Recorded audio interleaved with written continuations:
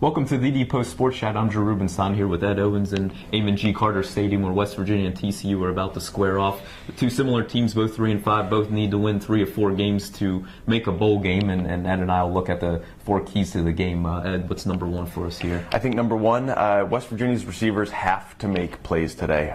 One of the things that the coaches and the players were talking about earlier this week was that TCU's defense is going to suffocate you. I mean, that's the word they constantly use, suffocating defense. They're going to blanket these receivers. They're not going to let them get open, which means WVU's receivers are going to have to make plays in coverage. It's something they haven't really done. Anytime you've seen big gains out of their receivers so far this year, it's been when there's a broken coverage. A guy gets open 30, 40 yards downfield. That's where they're getting their big hits.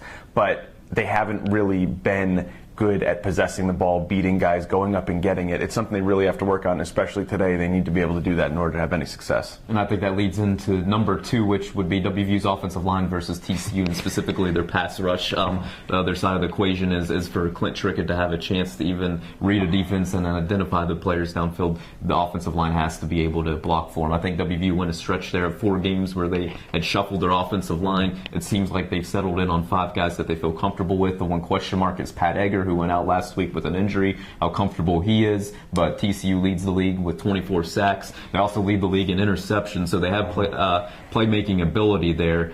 Clint has at times struggled with making throws and has struggled with identifying defenses, but in this game, throw on top of that, a lot of times he's probably going to be under pressure, so how West Virginia's offensive line holds up will be something interesting to watch. Yeah, absolutely. Another thing that's going to be pretty interesting is seeing if this team can finish a game.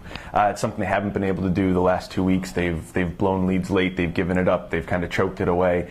I think this is going to be another tight game. I mean, you're going against two offenses are going against each other that really haven't had a lot of success. It doesn't look like they're going to put a ton of points on the board, so it could come down to the wire. It's going to really test a lot of the mental toughness that WVU's been talking about this week, and being able to wipe the slate clean, put the past behind them, kind of build on this going forward, and make sure that they can close games out. And I think that kind of leads into the last one, number 4, being communication.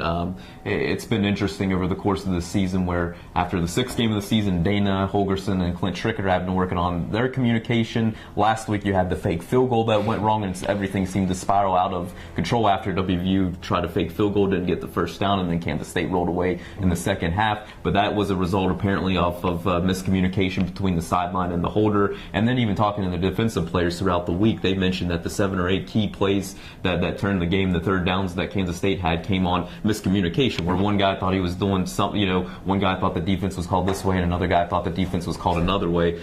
So they have to clean all of that up, kind of going on the belief that WVU's had injuries, they've had breakdowns in execution, but you got to control what you can control, and being in the 9th game of the season, you have to be able to communicate clearly to have any sort of chance. Yeah, absolutely. It's something they haven't done yet, and they're running out of time to get that down. Yeah, absolutely. Ed, appreciate your time. Please continue to check TheDPost.com. We'll have a blog up and running for the TCU game, and we'll be back with a post-game report. Thanks.